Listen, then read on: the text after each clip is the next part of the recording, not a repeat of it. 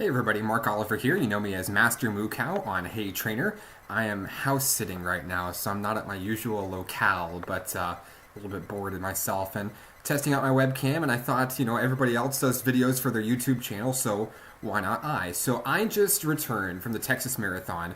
Had a great time staying in Plano, Texas with the Clan Noah and seeing all sorts of people I haven't seen since Nationals back in July, so I was really happy about that. But I thought I would bring you guys a little lesson on what I learned from cities in 2012, 2013.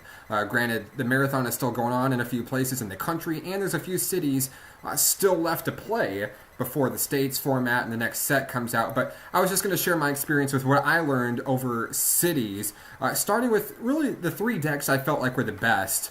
Just going into the cities format. And the best deck in format, in my opinion, I'll just start with Blastoise Keldeo EX. Definitely think it was the most played deck. Most likely the best deck in the format. Miami Mike put it best when he told me he could play the deck every single day and not have to worry about one bad matchup. It's because the deck really doesn't have a terrible matchup. Has a few unfavorable ones, but if you know how to play against them, it's really not that bad. So I played the deck a few times. I played the deck my first three cities here in Arkansas. I got third and fourth place respectively in my first two, then a whiffed cut in my third cities. But my Blastoise list, after returning from Texas, I realized my list may not have been that great. I'm a big fan of Lapras from Next Destinies, for Call for Family, also for Reckless Charge, which donks Dynamos, hits Landers for 80. I get so much crap for Lapras, but I love my mama Lapras. What can I say? So when I was in Texas, I saw a lot of Blastoise Keldeo decks. I saw a lot of different techs in Blastoise Keldeo decks. I saw everything from 4 Tropical Beach, Pokemon Center, Max Potion, Super Scoop Up, Cure Me X, Articuno Next Destinies. I saw Delibird, and of course Lapras. I didn't see any other Lapras, but I know that I play it, and it's kind of a weird tech. I think it's safe to say there's a lot of options for Blastoise Keldeo, but that doesn't necessarily mean that they're all good options. But the thing about it, there's a lot of ways to play the one deck. And one thing I found really interesting, I interviewed most Blastoise players I played against that were willing to talk to me about their deck. I asked them about their energy counts, and I learned that some Blastoise decks are playing as low as 10 water energy and as many as 18 water energy.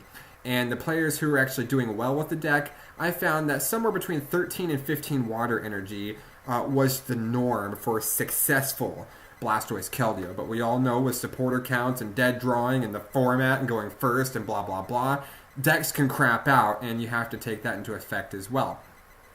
The deck that I would say is probably second best in format right now, I really hate to say second best because the deck is very good, and also tier 1, is Ray Eels. Ray Eels did not see the kind of play in Texas like I thought it would. Still a very strong deck. What really works in this deck's favor is the number of Blastoise decks going around. More Blastoise equals less Landorus EX equals a little safe haven for Ray Eels to slip on in. Don't have to worry as much for Dynamo donks, even though there's many, many more Pokemon out there besides Landorus that can donk Dynamos. I know that. But with Ray Eels, I mean, the deck sets up, it plays the field rather than the hand, which has an advantage over Blastoise. And, I mean, let's be honest, you've had those games where you're facing against Ray Eels. As soon as 3 Eels hit the board, very, very tough to beat it at that point whenever you're just chaining Dragon Burst for 180, turn in, and turn out. Also, a few techs can go into Ray Eels as well. Fliptini had a lot of success down around the regionals area, and for the Dynamo paralyzed flips, the Raikou paralyzed flips, of course. With Keldeo now, it's not as prevalent to have that Dynamo and Raikou paralyzed flip, but Victini also has stored power, which lets you move those energies around. Not really a viable tech anymore, but it used to be. One tech that is pretty good in Ray Eels is Keldeo EX. Seems like that can go on almost anything these days.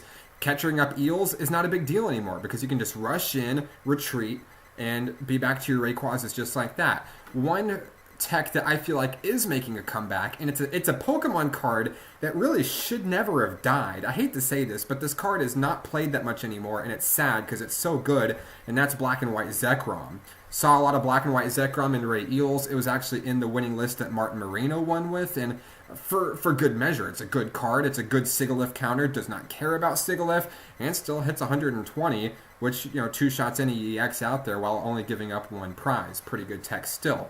So Ray Eels, because of the Tino Donk factor, it's still a little bit gutsy to run this deck, but sometimes you really got to take that risk to pay off in this game with some success. So Ray Eels won at least 2 of the cities down in the Texas Marathon, maybe more, but I had to leave early because of work. Blastoise also won quite a bit as well. The deck that I would say is number 3, and I may be a little bit biased with this since I played it in the Texas Marathon, I think it's just a really good deck overall, and that's Quad Sigalith. I called it MasterMooCow's Mind. It's not really a top secret rogue anymore. Everybody knows that Quad Sigalith exists. However, still, even with it out there, a lot of people are not prepared to face 4 or more Sigalith, depending on your Revive or your Super Rod count. I played Quad Sigalith with 2 Mewtwo and 1 Meloetta from Boundaries Crossed. Felt like it was a perfect Pokemon line for me. The Meloetta can one-shot Sigaliths back with just 1 Psychic Energy. Mewtwo's deal with those heavy Blastoise that come out after Sigalith. It seems pretty good, and it's pretty good against most of the format. I even played against a deck that featured no EX attackers in one, and then some of those players who aren't prepared for Quad Sigalith or underestimate Quad Sigalith played against a few decks that had 0 non-EX attackers, and, well, the cakewalks for Quad Sigalith. I went 5-2 in both of the cities that I played in Texas with Quad Sigalith. I made top 8 cut one of those days and a whiffed cut the second day. Both of those days I ended up losing in Swiss to the eventual champion of the tournament.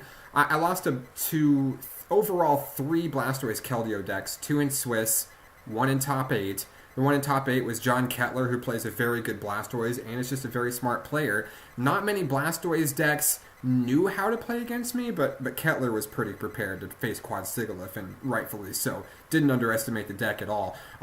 Even though, judging by those results, losing to Blastoise that much, I also beat Blastoise that much, considering how much Blastoise there was.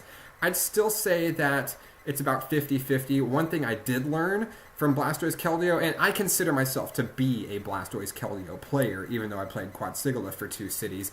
The baby Keldeo, the one that hits Hydro Pump for 90 for 3, doesn't really seem to matter against Quad Sigalith. I know a lot of people are putting it in as a Sigalith counter, but I personally wouldn't, and I learned this past week that Blastoise does the job just fine. Can even take out 2 Sigalith and trade for just 1 Blastoise. So those are the 3 decks I felt like are the strongest in the cities format. I know there's some more cities coming up. I know regionals is coming up with the same card pool, so hopefully I gave out some hints for those still trying to figure out decks to run. Also, I don't want to discredit other decks out there that are good. Kling Klang is still seeing a lot of play. Kling Klang is still seeing a lot of cities wins. Darkrai Hydreigon is still pretty good. Hammer Time is still pretty good. I believe Hammer Time won at least 1 or 2 in the Illinois Marathon, or the Chicago Marathon, excuse me. And there are a lot of good decks out there. And similar to last city's format, there's a lot of decks that you can play. Past formats, it's really only been 1 or 2 decks if you want to be successful. There is some variety here, and a lot of interesting rogue decks as well that did pretty well. Quad Sigalith is probably the main rogue deck out there. Pretty good deck as well. And it'll be very interesting to see what happens when regionals comes around. I predict that I'm going to see more of what I saw in the Texas Marathon and the surrounding cities. Lots of Blastoise, lots of big basic decks like Mewtwo, Landorus, Bouffalant making their way out there. And of course some crazy rogue decks as well, because there are rogue decks out there. You just kind of really got to pair them up with things. And sometimes you'll find success with pairing random things together. I know that there was a pretty interesting rogue that Adrian Montoya and Jeremy Jallin were working on down in Texas. Had some pretty good success there. Didn't win, but with some more tweaking, could be a legitimate threat. There's a lot of options out there. Another thing about the format that I would like to point out is Stage 2 decks, they're playable. They're back. Finally, they're back. Not back in full force, but you do have your Blastoise, you do have your Hydreigon, you do have your Kling Klang, and in some cases you do have your Superior. But the thing about these decks, what I found in Stage 2 decks, if you want to play these decks and you want to be successful, Tropical Beach you're pretty much going to need it. If you do not own a tropical beach, not everybody does because they were world's exclusives. I would not advise playing without Tropical Beach. I know it's a very hefty card, and with the popularity of it in Blastoise, some Blastoise decks running multiples of the card. Cards these are going to run you about $70 to $80 just for the single stadium. Most expensive card in the format by far, and it narrows your field down if you don't have it a bit. But if you do not have Tropical Beach, lots of good options out there. Landorus, Mewtwo, Bouffalon is a good option. Ho-Oh decks can still play without it. Ray Eels doesn't necessarily need Tropical Beach. I would actually advise not to have Tropical Beach in that. Zek Eels, a lot of great decks still out there without Tropical Beach. Although if Blastoise Keldeo is the BDIF, which I think it is, if you want to play the BDIF, you're going to need Tropical Beach. I just wanted to share with you guys some of the things that I learned around cities. I'm curious to hear what you guys learned about the cities format. Regionals is coming up for the winter season. Also, States is around the corner. Plasma Gale, the new set, is just a couple of months away, and that's going to change the format dramatically with Poison Hypnotic Beam and Verbank City Gym, assuming that we're getting both of those cards. You guys, everybody complaining about the cities format, really, in my opinion, you really need to sit down and enjoy it. Last year, everybody else kind of complained about the cities format, and then when it was gone, we all realized what good we had when we had it.